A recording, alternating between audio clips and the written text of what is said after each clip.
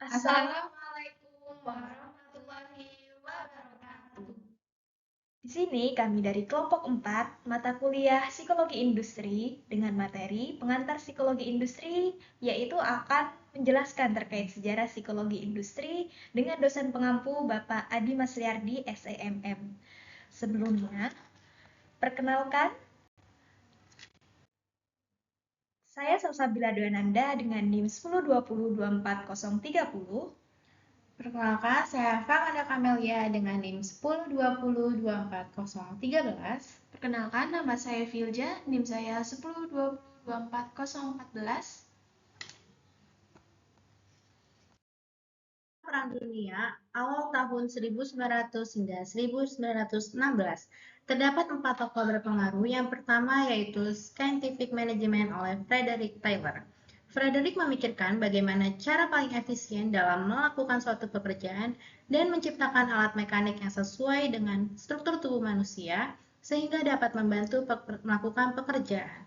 Yang kedua ada Psychology of Advertising oleh Walter Dill Scott. Pada tahun 1900 mengemukakan ide penggunaan psikologi pada bidang periklanan.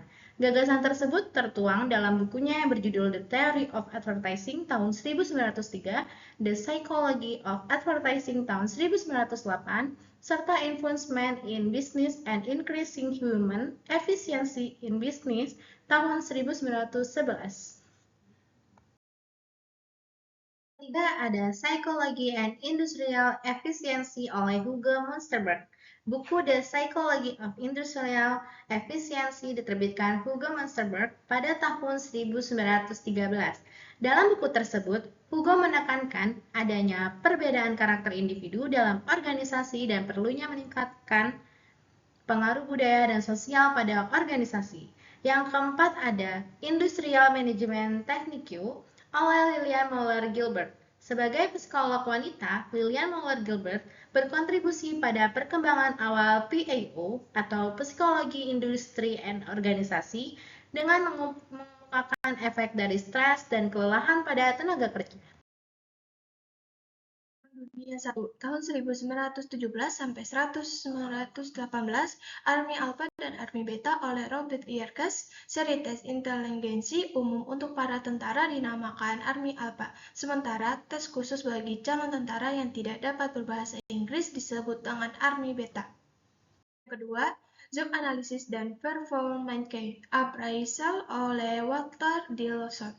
Walter Dill Scott dan asosiasinya berinisiatif membangun firma konsultasi psikologi yang mengaplikasikan prosedur job analisis pada US Army untuk sektor privat. Sebelum itu, ia telah melihat bagaimana perkembangan spesifikasi pekerjaan pada petugas di US Army.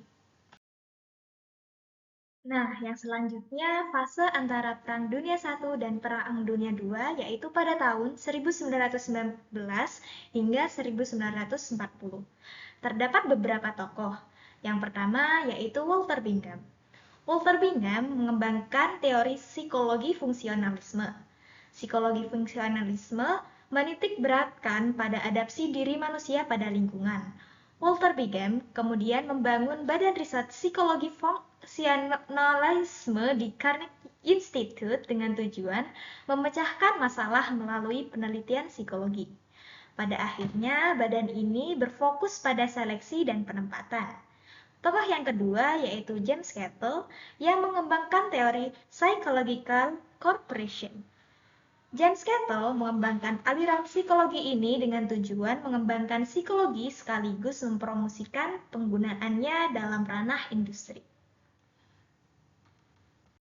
Di fase ini juga terdapat Hawthorne Studies, di mana perusahaan ini ada pada akhir 1920 melakukan riset yang dikenal dengan Hawthorne Studies. Kajiannya adalah keterkaitan psikologi industri dan organisasi tentang bagaimana perilaku kerja dimanifestasikan dalam konteks organisasi. Adapun, hasil riset menunjukkan kondisi psikologi dan sosial lingkungan kerja sangat berpotensi lebih penting dari kondisi fisik lainnya.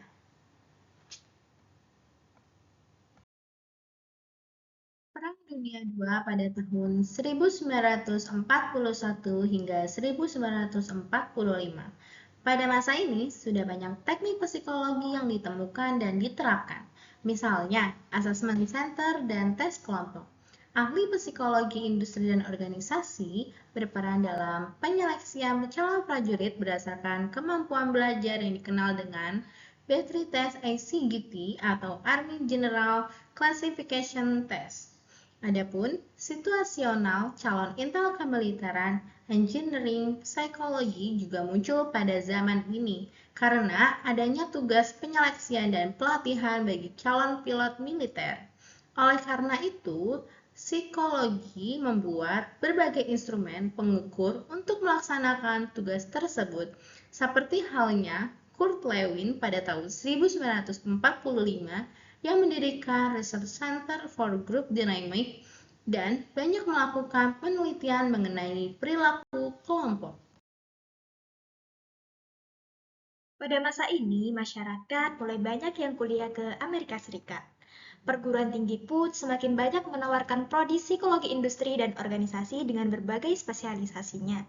Adapun masa perkembangan psikologi industri dan organisasi, khususnya dalam lingkup motivasi kerja, terjadi pada tahun 1950 hingga 1960. Teori motivasi yang dikenalkan oleh Maslow and Carl Roger kemudian menjadi dasar Human Relation Movement. Teori motivasi dari John Locke dikenal sebagai tujuan dari setting teori, sementara itu Flanagan mengembangkan critical incident technique yang berguna untuk memahami pekerjaan. Teori lain yang muncul misalnya two-factor theory dari Herzberg, teori kepemimpinan dari Fred Fiedler, dan baru organization dari Max Weber. Adapun Katz and Kahn menerbitkan buku The Social Psychology of Organization yang dikenal sebagai buku klasik tentang psikologi industri dan organisasi pada akhir tahun 1960-an. Selain itu, psikologi mulai diterapkan untuk penjualan, dibuktikan dengan adanya penelitian perilaku konsumen. Fokus kajian tersebut yaitu kebiasaan mengambil keputusan pembelian. Adapun pada masa sekarang, prinsip psikologi mulai diterapkan pada bidang pelatihan dan pengembangan individu.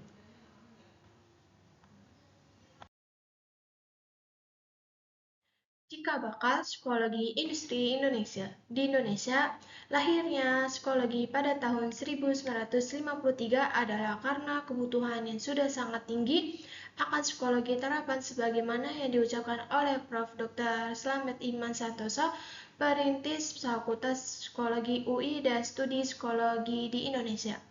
Di Indonesia, perkembangan psikologi dimulai akhir tahun 1949 menjelang awal tahun 1950 dengan diadakan tes psikologi oleh Balai Psikoteknik dan Pusat Psikologi Angkatan Darat untuk seleksi dan penjurusan berdasarkan pengukuran psikometris.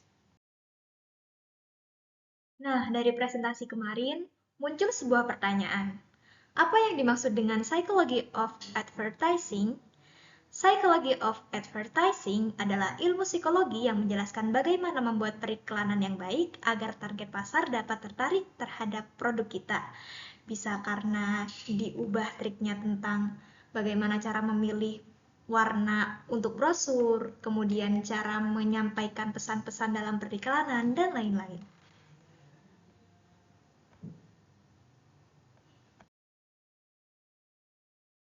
Sekian presentasi dari kami, kurang lebihnya mohon maaf. Wassalamualaikum warahmatullahi wabarakatuh.